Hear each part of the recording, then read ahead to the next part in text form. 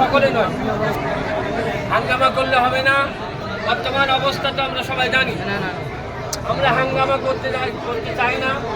প্রশাসনের দ্বারস্থ হয়েছি, প্রশাসন আইন অনুসারে যেটা করবে সেটা আমরা মানি।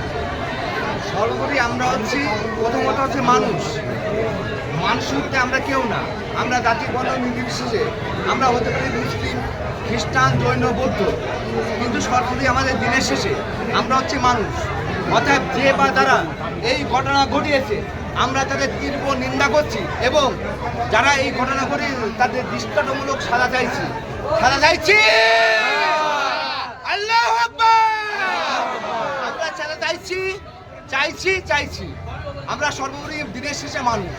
আমরা প্রত্যেকটা মানুষের সম্মান এবং ইজ্জত জাতি বর্ণ নির্বিশেষে আমরা এটা দিতে চাই, তাই তো